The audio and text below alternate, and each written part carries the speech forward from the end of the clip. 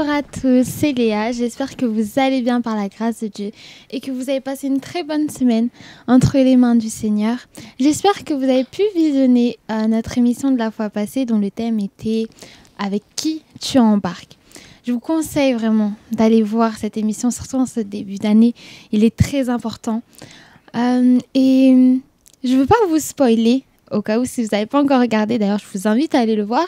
Mais j'aimerais vous donner un conseil qui a justement été dit par notre sœur Philippine la dernière fois. C'est le fait de pouvoir, surtout en ce début d'année, prendre des temps avec le Seigneur pour pouvoir se ressourcer en lui. Donc que ça soit des retraites, des jeûnes et prières. En fait, vraiment faire une rétrospection pour voir ce qui va et ce qui ne va pas dans nos vies. Et je base ce que je dis sur la parole de Dieu. Donc dans Apocalypse 21, verset 6, je lis la parole de Dieu et il me dit « C'est fait, je suis l'alpha et l'oméga, le commencement et la fin. À celui qui a soif, je donnerai de la source de l'eau de la vie gratuitement. » Donc nous avons encore cette grâce de pouvoir recevoir l'eau de la vie gratuitement. Donc profitez-en et allez puiser encore dans cette source de l'eau de la vie qui est d'ailleurs le Saint-Esprit. Allez prendre des temps avec le Seigneur, c'est très important, surtout en ce début d'année. Sur ce, aujourd'hui, nous sommes avec notre frère Youg, notre sœur Philippine, et l'apôtre. Est-ce que vous allez bien? Oui, ça va très bien, merci. Dieu fait grâce, il nous conduit. Super, je suis contente. D'ailleurs, aujourd'hui, nous sommes à notre 20e épisode avec 600 abonnés. Waouh! Vraiment, je vous remercie énormément. Continuez à liker, commenter et partager. Il est très important encore de partager pour qu'une autre personne puisse recevoir cette parole. Et en faisant ça, vous pouvez vraiment changer la vie de quelqu'un. Et je fais un bonjour à notre sœur Annie, notre sœur Caraméline et notre frère Andy qui ne sont pas là avec nous aujourd'hui. Et surtout sans oublier l'église Charlotte qui nous suit depuis les États-Unis, conduit par le pasteur Farnèse. Merci encore de nous suivre jusqu'à maintenant. Soyez bénis. Donc avant de donner la parole à l'apôtre, j'aimerais vous poser une question. Donc comme nous avons pu voir sur notre vidéo que nous avons postée durant la semaine, notre thème est « Où vont nos richesses ?» Donc, j'aimerais savoir les richesses dont vous parlez. Ce sont les richesses spirituelles, donc par exemple les dons, la grâce de Dieu, ou ce sont les richesses niveau finance, nos entreprises, l'argent. Quelles sont ces richesses dont vous parlez? Gloire au Seigneur, gloire au Seigneur. Comme j'ai l'habitude de dire, moi aussi j'ai un début. Je voulais dire aussi bonne année pour les bien-aimés qui ne nous ont pas encore suivis depuis le début d'année. Si c'est une première pour cette année, bonne année de cette année 2025. Que notre Dieu soit votre Dieu et que le Seigneur vous conduise vraiment selon lui. Et une grande salutation, comme l'a dit à notre bien-aimée sœur, au pasteur Farnèse de Charlotte et à tous les fidèles, Maman Lily et toute l'église entière. Aujourd'hui, le thème, c'est un thème « Où vont nos richesses ?» Où vont nos richesses? Je parle des richesses matérielles, des richesses au niveau de finances. Les chrétiens nous plairont beaucoup, beaucoup de chrétiens ne sont pas riches parce que notre manière de faire est diverse. Donc on va essayer de partager dans la parole de Dieu sur les sujets d'aujourd'hui. J'aime pas trop m'exprimer dès le début, mais on va rentrer tout doucement. Chacune va comprendre de quoi il s'agit. Donc nous allons commencer et je vais utiliser un écran aujourd'hui parce que j'ai un PowerPoint et notre émission sera présentée à 3 séries. C'est tellement long la matière et nous voulons le faire en 3 fois pour vous faciliter. Vous pouvez le faire en une fois, comme aussi vous pouvez le faire par temps de pause.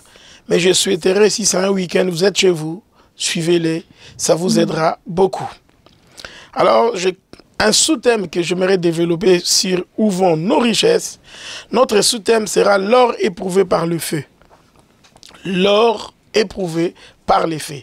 C'est comme qui dirait une richesse qui est éprouvée par Dieu lui-même. Une richesse éprouvée par Dieu.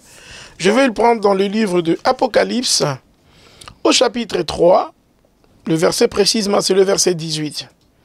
Mais j'aimerais quand même lire du verset 14 à 18 pour avoir une bonne et meilleure compréhension. Alors, en lisant ces textes, nous allons utiliser, comme j'ai dit, un PowerPoint pour certains qui sont à la maison, qui vont essayer de voir avec nous. Alors, écrit à l'ange de l'église de Laodicée. Voici ce que dit l'Amen, le témoin fidèle et véritable, les commencements de la création de Dieu. La Bible dit, je connais tes œuvres, je sais que tu n'es ni froid ni bouillant. Puisses-tu être froid ou bouillant? Ainsi, parce que tu es tiède et que tu n'es ni froid ni bouillant, je te vomirai de ma bouche. Parce que tu dis, je suis riche, je me suis enrichi et je n'ai besoin de rien. Et parce que tu dis, je ne sais pas, que tu es malheureux, misérable, pauvre, aveugle et nu. Je te conseille d'acheter 2 mois de l'or éprouvé par le feu, afin que tu deviennes riche, et de vêtements blancs, afin que tu sois vêtu, et que la honte de ta nudité ne paraisse pas, et un collier pour oindre tes yeux. Alors, quand on voit ce texte, nous avons 7 églises d'Asie que nous connaissons. Et parmi les 7 églises, le Seigneur donne des reproches à ces différentes églises. Mais nous allons prendre une église qui est connue, plus l'église de Laodicée, qui représente un peu notre église d'aujourd'hui. Dieu dit, écrit à l'ange de l'église de Laodicée, c'est-à-dire le messager de l'église. Il dit, voici celui qui est le témoin fidèle, le véritable commencement. Il dit, je connais tes œuvres. Ce que j'aime dans ces textes, Dieu commence par « je connais tes œuvres ». Donc, c'est comme si nous nous retrouvons face à une personne à qui on ne peut pas mentir, on ne peut pas tromper. On peut aller ni à gauche parce qu'il connaît toutes choses. Il dit, je connais tes œuvres, je sais que tu n'es ni froid ni bouillant, puisses-tu être froid ou bouillant. Ainsi, parce que tu es tiède et tu n'es ni froid ni bouillant, je te vomirai de ma bouche. Parce que tu dis, le verset 17, tu dis, toi tu dis, je suis riche, je me suis enrichi et je n'ai besoin de rien. Parce que tu dis, tu ne sais pas que tu es malheureux, misérable, pauvre, aveugle et nu. Nous considérons que nous avons une certaine richesse. Nous considérons que j'ai un acquis. Je suis riche. Qu'est-ce que je vais faire dans vos églises? Je vis bien, je gagne bien ma vie, je fais tout. Je n'ai besoin de rien. Mais Dieu dit, attention. Moi, je te vois nu, aveugle, misérable, pauvre. Et le verset 18, il dit, je te conseille d'acheter de moi. Il ne dit pas que je te donne. Il ne dit pas que je te donne. Il dit achète. C'est du donnant-donnant. J'aimerais que quelqu'un vraiment souligne que la richesse dont on veut parler, c'est du donnant-donnant. Dieu veut nous donner, mais il dit achète de moi l'or éprouvé par le feu, afin que tu deviennes riche. Jusque-là, on n'est pas encore riche. Mais je me pose, où vont ta richesse? Afin que tu deviennes riche et de vêtements blancs, afin que tu sois vêtu et que la honte de ta nudité ne paraisse point. Le Seigneur ne veut pas que la honte de notre nudité soit vue de tout le monde.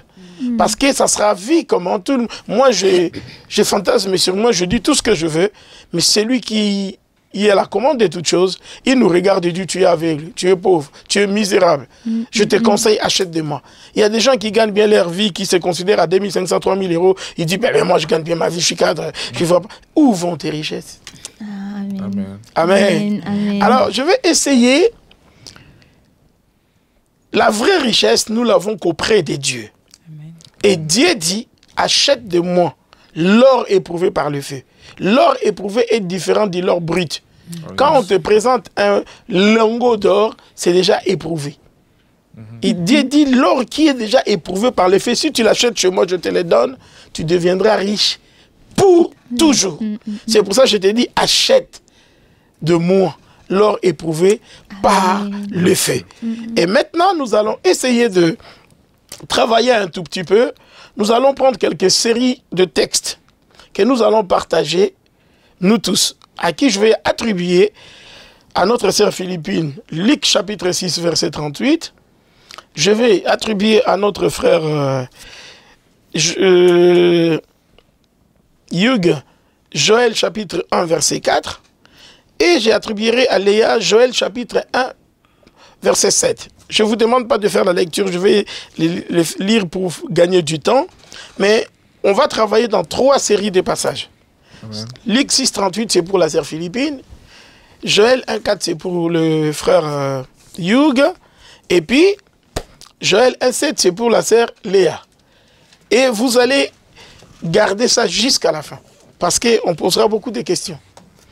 Alors, je commence par Luc, chapitre.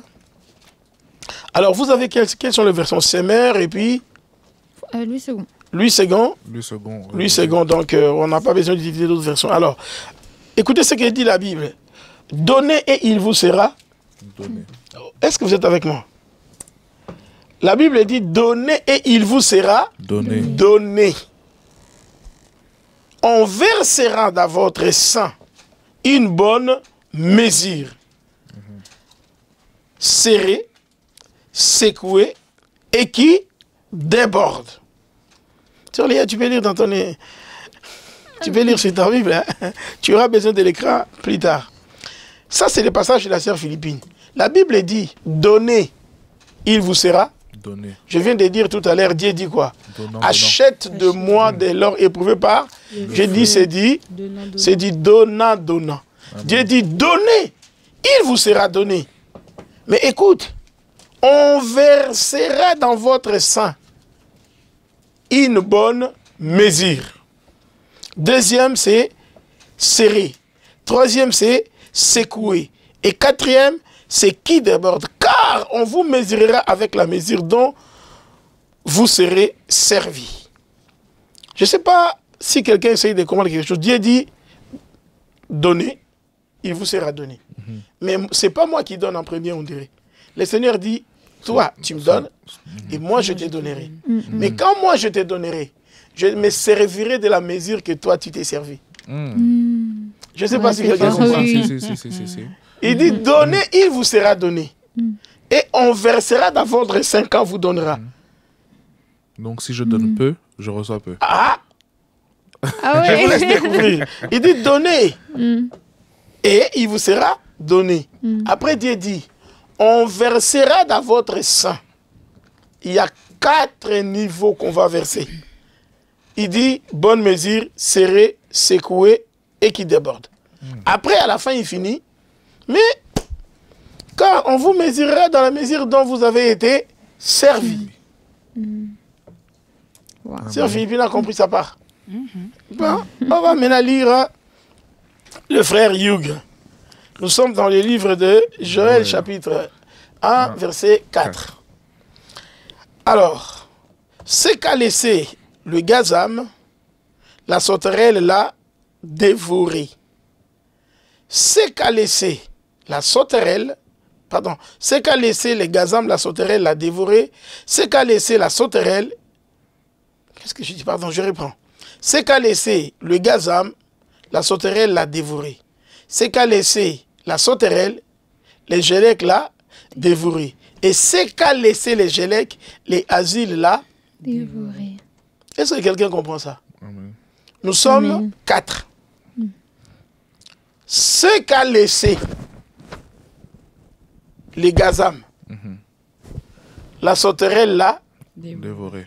Ce qu'a laissé la sauterelle, les gélèques l'a dévoré. Et ce qu'a laissé les gélèques, l'asile l'a dévoré. C'est comme s'il y avait un morceau de pain. Moi, je coupe un bout, je laisse. Philippine vient et coupe un bout. Toi, tu viens, tu coupes un bout. Et ce que toi, tu laisses, Léa, les fini. Quelqu'un a compris? Oui. C'est qu'à laisser, c'est qu'à laisser, c'est qu'à laisser. Pourquoi c'est qu'à laisser, c'est qu'à laisser? Je vais l'expliquer plus tard. Et nous allons prendre un troisième texte. Joël, chapitre 1, verset 7. La Bible dit, il a dévasté ma vigne. Il a mis en morceaux mon figuier.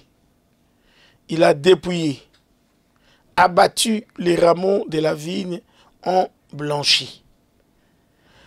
Vous remarquerez partout, nous avons 4 éléments, 4 éléments. C'est vrai. C'est vrai, oui. Ici, on nous dit, on a commencé, vous avez 4. Bonne mesure, serrée, secouée, qui déborde. De l'autre côté, nous avons Gazam, Sauterelle, Asile et Gélec. Quand nous venons maintenant du côté de Léa, nous avons dévasté, morceaux, dépouillés et abattus. Ce qui nous amène maintenant à voir le bloc. Alors, première Philippine, nous avons 4 dimensions de bénédiction. Nous avons 4 dimensions de bénédiction. Nous avons aussi 4 bataillons de dévorateurs. Et nous avons aussi 4 actions de dévorateurs. Je demanderai à la régie s'ils peuvent nous baisser un peu le chauffage. Moi, en tout cas, j'ai la grâce d'avoir les bénédictions. Alors, suivez bien. Nous avons combien de dimensions de bénédiction? 4. Luc 6,38 nous donne 4 dimensions de bénédiction. Nous avons aussi Joël 1 qui nous montre 4 bataillons de dévorateurs. Et nous avons aussi, dans Joël 1,7, 4 actions de dévorateurs. Mais Les- autres, est-ce que tu peux juste nous expliquer les 4 bataillons? Qu'est-ce que des bataillons? J'arrive. Ok. J'aimerais, avant qu'on rentre dans ça, que nous puissions... Au fait, je suis en train de planter les décors. Parce que ça a une profondeur qu'on ne peut pas imaginer. C'est un enseignement, ce n'est pas une exhortation. Alors, je commence. Première. Quand on dit nous avons 4 dimensions de bénédiction, Dieu nous bénit, mais pas n'importe comment. J'appelle ça 4 dimensions de bénédiction. Alors, je demanderai si on peut me passer une bouteille d'eau. Un exemple. Et puis un verre, si possible, je demanderai à nos bien-aimés de la... Ici, vous remarquerez que nous avons... Non, je vais avoir une autre bouteille. Ça, c'est pour moi. On s'excuse pour la marque, hein.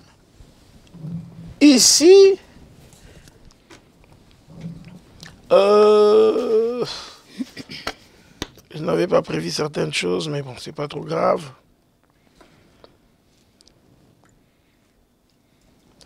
Quand on regarde cette bouteille, je le montre à la caméra, je dis, bon, la marque, c'est pas trop grave. La Bible dit, dans les 4 dimensions, donnez, il vous sera. Donner. Après, lisez votre Bible. Donnez, il vous sera donné. On versera dans votre sein une bonne Mesure. Ça, c'est la bonne mesure. Une bonne mesure, ça ne déborde pas. Ce n'est pas la moitié. Quand tu donnes, on versera dans votre sein la bénédiction. Il y a une bénédiction qui a la dimension bonne mesure. Tu travailles, tu gagnes ton salaire, tu vis comme tout le monde. Tu es au SMIC, tu as une petite voiture, tu as ton permis, tu vis, mais ta vie s'arrête là. Ça, c'est la bonne Mesure. mais tu n'as pas atteint la bénédiction serrée. 4 dimensions de bénédiction. Première bénédiction, la bénédiction, bonne mesure. Là, tout le monde tout le monde travaille, tout le monde gagne sa vie, tout le monde paye sa maison, tout le monde paye tout. Mais dès que tu as dépassé 200 € de plus, tu es en découvert. Pourquoi tu es en découvert? Parce que tu n'as que la bonne Mesure. Ok. T'as juste ce qu'il faut. Tu as juste ce qu'il faut. Et dans ces pays que nous sommes, en fait, on nous a réglé comme ça. Tu peux dépenser, on te dit, bon, moi je suis libre. Les Africains, ils ne comprennent pas pourquoi le découvert a été fait. Quand on a un découvert, dès que tu vois, il y a les soldes, tu cours. Il y a quelque chose, tu cours. Après, avant d'arriver à la fin du mois, tu as déjà utilisé la moitié de ton salaire. Toi, tu dis, toutefois, moi j'ai un découvert de 800. Or, le découvert a été mis. Si vous n'arrivez plus à finir la fin du mois, au lieu d'aller demander à quelqu'un un prêt, tu peux te servir à la banque, mais quand ta paye passe, mais nous, on a eu une mauvaise habitude. Il y a d'autres personnes, il n'est pas encore à la fin du mois. Lui, il a déjà épuisé toute son découvert. Donc, tu vis selon la bénédiction Bonne mesure. Mais du coup, ça veut dire que la bonne mesure, elle-même n'est pas assez en soi. Parce que nous-mêmes, Je vous laisse même découvrir, avec moi le j'ai rien à SMIC, dire. Donc c'est une catégorie de bénédiction, c'est une dimension, mais ce n'est que la bonne mesure. Et qui décide que tu puisses avoir la bonne mesure? C'est le Seigneur. C'est pour ça qu'il dit, donnez, il vous sera donné. C'est lui qui décide pour ton devenir, mais ça commence par toi. Ta manière de donner peut déterminer ce que tu deviendras. C'est pour ça que quand je dis où vont nos richesses, souvent on utilise tout, on prend les miettes, on ramène à Dieu. Mais Dieu il dit donnez, il vous sera donné et on vous mesurera dans la manière dont vous avez, dans la même mesure que vous avez été servi. Et je peux vous donner la bonne mesure d'après ce que vous faites. Première dimension, c'est la bonne mesure. Tu ne peux pas avoir des voitures. Si tu mets le plein, il suffit que quelqu'un te dit amène-moi là-bas, tu fais des tours. Mais comment je vais faire pour finir le mois? Moi, c'est lui qui m'a utilisé. Parce que tu n'as que la bonne mesure. Tu as perdu 100 €, tu commences à pleurer jusqu'à faire je ne sais pas quoi, parce que tu dis, mais c'est calculé, c'est lui. Parce que tu n'as que la bonne mesure. Mais laissez-moi vous dire, il y a une autre dimension. La Bible appelle la bénédiction serrée. Serrée. Et la bénédiction serrée, hein, je prends, là c'est la bonne mesure.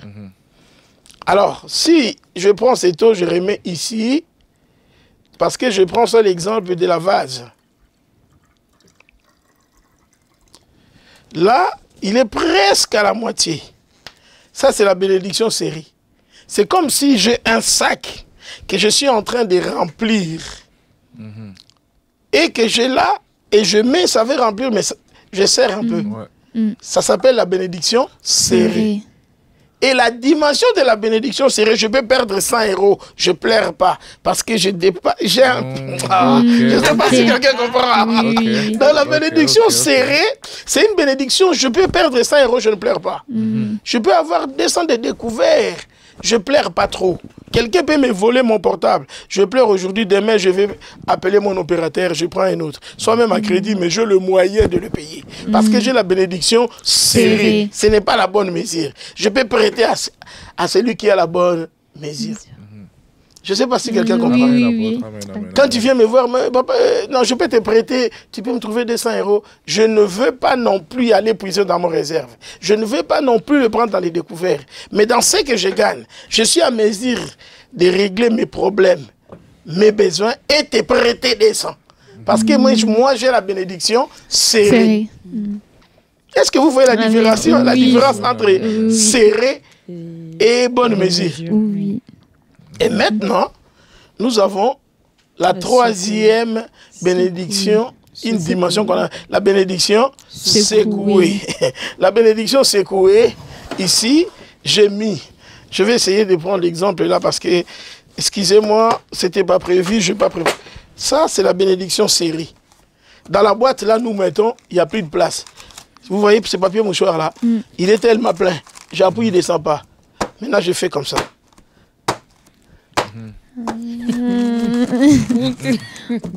Je suis obligé de secouer pour que ça rentre. Après, je fais. Donc, ça, c'est la bénédiction, quoi? Secouer. Donc, ici, ce n'est pas que je peux te prêter. On peut me dire que ma paye ne passe pas. Je suis 2 mois en retard de ma paye. Mais je ne les sens pas. Ça, c'est fort, ça. Je ne les sens pas, je vis. Et je peux me permettre même de prêter quelqu'un. Et la banque m'appelle pour me faire de bonnes propositions. Parce que j'ai la bénédiction secouée. À l'église, on dit qui peut donner 1000 €. Je lève ma main. Parce que j'ai la bénédiction secouée. Pas bonne mesure, pas serrée. Or, le serré n'est pas mal. Oui. Mais le secoué, c'est encore loin. Et après, nous avons la bénédiction qui déborde. Donc, qui déborde, hein, je mets dans ces verres. Parce qu'on n'a pas les récipients ici. Je mets dans ces verres, c'est rempli. Je continue de mettre. Et ça est en train de couler partout. Et là où David dit, il induit ma tête et ma coupe déborde. Et quand la coupe déborde, je peux prêter à un gouvernement. Waouh! Ben, nous avons des... ça, en fait, je vis ça. Je partage. Vraiment. Quand la coupe déborde, je peux prêter à un gouvernement. Parce que ça déborde. Vous m'excusez? Ça déborde. Alors, il y a 4 dimensions de bénédiction. Mais par moment, nous limitons qu'à bonne mesure par notre façon de faire. C'est pour ça que quand je pose où vont tes richesses, tu es parfois destiné à la bénédiction secouée. Tu es parfois destiné à la bénédiction qui déborde. Mais ça dépend de Luc 38. Donnez et il vous sera donné et on vous mesurera dans la mesure dont vous avez été servi. Moi, quand j'étais au pays, nos mamans qui vendaient du sucre, il prend du sucre, il met ici, il met un peu d'eau. Et le sucre là, il devient dur.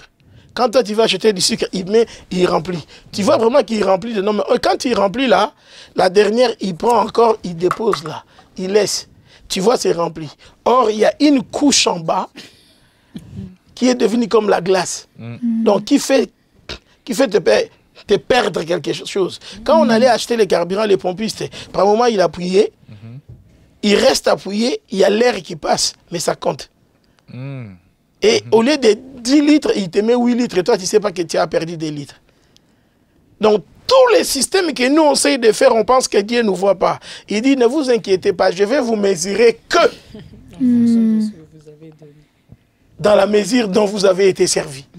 Donc, j'utiliserai les mêmes moyens que vous avez fait pour que vous puissiez avoir ces bénédictions. Alors, si je pose la question, qui fait la bénédiction qui déborde, nous tous, on va dire, c'est moi, c'est moi. Mais pour avoir les qui débordent, il faut, toi aussi, de ton côté, que tu débordes. Ouais, exactement. Si, ça va de ça. Ça, c'est le côté de Philippines. Dans Philippines, tu dois retenir quand je te demande, c'est quoi tes bénédictions? Bonne mesure, serrée, secouée et qui déborde. Ça, c'est les 4 dimensions que Dieu a fait pour la bénédiction. Sauf atteindre la bonne mesure, je peux dire, nous tous à l'église, personne n'a. Parce que quand David il dit, il induit ma tête, ma coupe déborde, c'est des bénédictions au niveau financier, par exemple, qui dépassent le niveau de le monsieur le premier, là, c'est qui? Elon Musk. Non, l'américain qui fait des ordinateurs, là. Bill Gates. Bill Gates. Ça, c'est où tu as laissé l'argent à un niveau, mais il n'a que des enfants. Et ça reste à savoir si c'est secoué ou qui déborde. Mais moi, j'ai une question à poser. Ça veut dire que si, imaginons, je gagne 1300 et un coup comme ça, un mois, je me dis, bon, là, je vais donner tout mon salaire, je donne 1300 au Seigneur. Est-ce que le Seigneur, du coup, il va me redonner 1300 ou il va me donner bien plus que ça parce que moi, j'ai tout donné? Bon, si on va en termes d'argent, quand tu donnes 1300, ça s'appelle les prémices. Oui. Amen. Tu as donné à Dieu tout ton salaire, et ça se fait souvent au mois de janvier. Tu as donné ton prémisse. Anne, la maman de Samuel, Anne, a eu son fils Samuel, il dit, je les donne à Dieu. Et Dieu lui a donné d'autres enfants. Quand tu commences à donner à Dieu les prémices, tu n'auras pas la bénédiction bonne mesure. Après, les téléspectateurs, vous pouvez me dire, mais comment je vais vivre? Ça, ce n'est pas mon problème. Toi, tu commences à te préparer, tu dis, cette année, je donnerai à Dieu ma prémisse. Et tu t'organises comment payer. Peut-être vous êtes 2 dans le foyer, vous êtes messieurs, madame. Tu dis, bon, on va donner la prémisse de ta paye. Ou bien on va se préparer, il faut que chaque année, on donne nos prémices. Et vous commencez à vous organiser pour avoir que si vous donnez les prémices, que vous ne manquez de rien, parce que vous avez assez de réserves. Et ça s'appelle la prémisse. Et si tu donnes la prémisse, tu auras plus que la prémisse. Amen. C'est vraiment l'attention et le fond aussi de se dire que je me sacrifie, je donne tout. Je pense qu'il fait que on va arriver plus loin dans ça pour vous expliquer un peu plus. Donc en gros, il ne faut pas que je sois dans une position que puisque j'ai donné 1300, je sais que si je donne là, je vais avoir 5000. Bon, c'est pas vraiment dans ce genre de calcul, mais c'est plutôt l'intention. On va prendre par exemple la dame qui avait donné une pièce, qu'il avait, que la Bible en parle. Les gens pensent qu'il faut donner une petite pièce. Beaucoup ils disent, Dieu, il s'en fout, même une petite pièce, il accepte. Non. Quand la Bible dit que cette femme a donné plus que tout le monde, parce que cette femme n'avait que ça. Pas d'épargne, pas de tout, pas de tout. Donc en donnant, il sait, comme disait la femme avec Élisée, je vais chercher de quoi manger, nous mourrons. Elle donne ça en disant, advienne qu'il pourra, s'il faut mourir, je mourrai. C'est là où le Seigneur dit qu'elle a donné plus que tout le monde parce qu'il a puisé même dans ses réserves. Yes. Tu vois? Et quand je donnerai à Dieu mes prémices, mais je sais que si je donne à Dieu mes prémices, je ne quitterai pas ma maison, je sortirai avec ma voiture, je ferai tout. Alors le Seigneur s'occupera de toi. En fait, tu peux donner même, pas forcément l'argent, mais même au moins... Là, tu commences à comprendre. Tu commences à comprendre. Pas nécessairement d'argent. Nous chantons entre tes mains, j'abandonne tout ce que j'appelle mien. Tout ce que j'appelle mien. Mon temps, tout mon temps, ma personne, mon argent, mes enfants. La Bible dit à l'Éternel la terre, ce qu'il habite et tout ce qui appartient. Tout appartient à l'Éternel. Je suis moi-même considéré à Dieu, mon temps, ma tout. Mais quand je dis non, mais attendez, on nous demande un peu trop d'argent, là, il faut qu'il bosse un peu. Hey, tu veux avoir la bonne mesure, fais comme tu veux. Mais comme il y a 4 types de bénédictions, laissez-moi vous faire découvrir ici. Nous avons dans Joël A4 chez Hugh. Nous avons 4 bataillons de dévorateurs. Donc il y a 4 esprits qui viennent pour combattre toutes les dimensions. Mais ce n'est pas le même esprit qui combat tout. On dit, ce qu'a laissé les gazam, la sauterelle là, la dévorer. C'est-à-dire, hein, les gazam vient, il prend une partie, il s'en va. Au lieu de te laisser comme ça, il prend une partie, mais il laisse encore. Après, la sauterelle, il vient. La sauterelle aussi, il prend encore une partie. Il laisse encore un peu. Et puis, les gelés qui vient, il prend encore une partie. Et puis, l'asile, il vient. On dit, lui, c'est les destructeurs. Quand il vient, il t'abat. Il achève le... Mais laisse-moi maintenant t'expliquer. Les gazam ne peuvent pas attaquer la bénédiction qui déborde. Donc,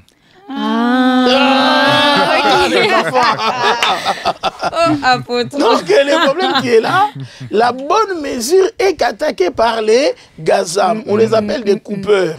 C'est des animaux, des insectes. Mais quand il vient, il ne mange pas tout. C'est comme si tu as un arbre. Vous avez d'autres viennent, ils ne mangent que des feuilles. Il s'en va. Et ils ne mangent que des feuilles. Vous avez d'autres insectes qui viennent, qui rentrent à l'intérieur. Et d'autres, ils viennent, ils mangent l'écorce d'arbre. Quand vous voyez le feuille est parti, l'écorce d'arbre est partie, tu dis, bon, il y a encore mon arbre, je vais arroser. Or, à l'intérieur, il est déjà bouffé. Et quand l'asile, lui, il vient que pour abattre. Il vient que pour t'achever. C'est pour ça, quand vous remarquez, qui attaque la bonne mesure? C'est les gazam. Et qui attaque la bénédiction serrée? La sauterelle. C'est la ruelle. Et qui attaque la bénédiction secouée? C'est les gelèques. Et qui attaque la bénédiction qui déborde? C'est l'asile. Alors, vous allez comprendre que l'asile, lui, il ne peut pas attaquer la bonne mesure. Les gazam, il ne peut pas attaquer les qui débordent. Donc, nous avons 4 bénédictions que Dieu a mis à notre disposition, mais il y a aussi 4 dimensions de dévorateurs qui sont là comme ennemis pour détruire ce que Dieu nous a donné. Mais à chaque bénédiction, son esprit. Si, c'est vraiment ça. Alors, j'aimerais que chacun garde son cap. C'est ça qui va nous permettre de développer maintenant, parce que nous avons dit que notre enseignement va se passer en 3 séries. Donc, dans quelques minutes qui viennent devant nous, là, 5 minutes, on va clôturer la première série. Juste pour vous faire comprendre. Chaque esprit a sa bénédiction qui l'attaque.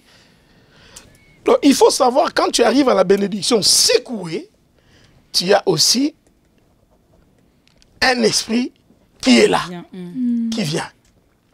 Alors, ce qui va vous choquer, ces esprits-là ne rentrent pas dans l'homme. Ce n'est pas des démons. Ce n'est pas des esprits démoniaques qui viennent habiter en toi. Et ils viennent simplement attaquer les richesses et ils s'en vont. Ils n'habitent pas dans l'homme. Ils t'en foutent pas. Mais ils viennent faire leur travail et partir. En fait, on le voit encore moins, ça veut dire. En tout cas, ça n'a rien à voir avec les... Ou c'est peut-être similaire avec les Jonas, on ne les voit pas. Voilà. Et laissez-moi vous dire, c'est la prédication des Jonas qui m'a amené ici. Et je vous ai donné même un exemple, je dis, c'est qu'à manger, c'est qu'à manger, c'est qu'à manger. Et c'est là où je reviens à ça, le Seigneur, on dirait, m'a mis dans les cœurs, achève un peu Jonas. Et je parle de Jonas, mais autrement. C'est pour ça que je suis d'accord avec la sœur Léa pour dire, je vous en supplie, regardez l'émission 19, vu que nous sommes au début de l'année. Et ici, ces esprits-là, 4 là que vous voyez, ils ont chacun un rôle. Et leur rôle, c'est ces rôles-là. Dévasté. Donc le gazam, qu'est-ce qu'il fait? Il dévaste. La sauterelle, lui, il fait quoi? Il met un morceau. Et le gelé, il fait quoi? Il dépouille. Et qu'est-ce qu'il fait l'asile? Là-bas. Et si t'abat, c'est fini. Alors ici, vous allez voir quelqu'un qui avait vraiment des moyens. On commence à te dévaster. Mais quand on te dévaste, tu dis, oh non, c'est pas grave, c'est parce que j'ai fait 3 jours d'absence. Ma paye, au lieu d'avoir 1500, c'était 1200. Tu trouves des bonnes raisons. Oh, tu sais pas que le gazam, il est déjà à l'œuvre. À un moment donné, il faut que les gazam arrivent pour laisser la place aux sauterelles. Ils n'attaquent pas la même chose. Ils n'ont pas le même mode opératoire. Ils n'ont pas le même mode opératoire. Chacun, il vient, il fait sa part. C'est comme tu travailles, l'autre là, il vient, il commence à te poser des problèmes au boulot. Avec tes amis, avec tes chefs. Tu commences à avoir des avertissements, des mises en pied. Ça, c'est les gazas magie. Et quand les gazas magie comme ça, tu vas voir la sauterelle, il vient, mise en pied. 4 jours. Comment? Après, tu tombes malade, la paye baisse, tu comprends rien. Après, le gelé qui vient, il va te dépouiller. Tu fais 1 mois d'arrêt maladie, tu n'as plus de paye. Comment? Tu ne sais pas comment faire. Et je dis, mais comment je vais faire? Et ton patron, il dit, non, je ne peux pas continuer comme ça. On te licencie. Là, c'est l'asile. l'asile. Il t'a battu. Il t'a battu, en plus, c'est tellement subtil, on s'en rend même pas compte. C'est vrai. C'est vraiment des choses qu'on peut faire, on se dit, bah, c'est normal parce qu'il y a telle chose. Mais en fait, c'est pas normal. Alors maintenant, pour avoir... Je vais vous arrêter d'abord là. Alors quand on voit là, on voit le rôle de chacun. Quand on dit dévaster, il vient dévaster. L'autre, il vient simplement mettre en morceaux. C'est pour ça qu'on va prendre l'idée d'un arbre. Un autre, il vient, il bouffe que le feuille. Vous voyez en hiver comment tous les arbres deviennent secs. On dit, c'est normal, c'est l'hiver. Et c'est comme ça que ça se passe. L'asile a fait son boulot. La sauterelle, il vient, il enlève tout l'écorce. Vous voyez la nudité de l'arbre. Et puis vous allez voir les gelées qui viennent, il va dépouiller. Et quand l'asile y passe, vous regardez dans l'arbre comme ça à l'intérieur, c'est vide. Il t'a bouffé tout de l'intérieur. Et vous regardez comme ça, l'arbre il tombe. Et là, tu gagnais 7000 €. Tu parlais tellement trop, tu avais un droit de découvert et tu deviens clochard. Mais pendant que tu deviens clochard, tu avais un niveau. 4 bénédictions, 4 esprits et 4 actions des esprits. Alors quand je dis où vont nos richesses, je pense les tableaux... C'est clair. C'est très clair. Les tableaux nous éclairent. Waouh.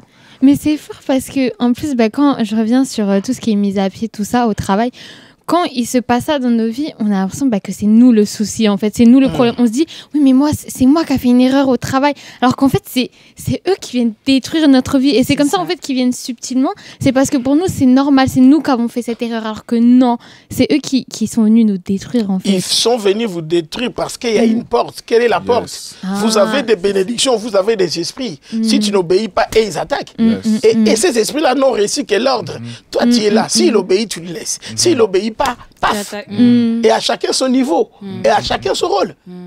Et une chose qui va vous choquer, pour qu'on clôture la première partie, mais je suis en train de dire à tous nos téléspectateurs, et à vous de même, partout où cet enseignement a été prêché, des gens ont été déçus, d'autres ont arrêté, le message sont partis. Je vais vous choquer. Ces esprits-là, même si vous voulez les chasser, ils n'obéissent pas au nom de Jésus. Ils ne partent pas au nom de Jésus. Amen. Même si vous disiez, maintenant vous réunissez 100 000 pasteurs, tous ils sont dans les jeunes à sec pendant 15 jours, ils commencent à dire Ramaye Shenda au nom de l'Éternel. Ils n'obéissent pas. Ah, c'est nous qui devons changer les choses. Non. Non, mais moi, tout ce que je vous dis, ils n'obéissent pas au nom de Jésus, ils n'obéissent pas au nom de l'Éternel, ils obéissent au nom de personne. Mais ils sont là. C'est fort ça. Il faut le dire plus. Pour vous dire plus, il faut aller dans notre deuxième série d'émissions. Que Dieu vous bénisse. En tout cas, j'aimerais dire à quelqu'un, ne partez pas ou ne négligez pas, suivez la deuxième série. Vous allez comprendre comment ça se passe. Amen, amen. Soyez bénis à notre deuxième série. Amen. Amen.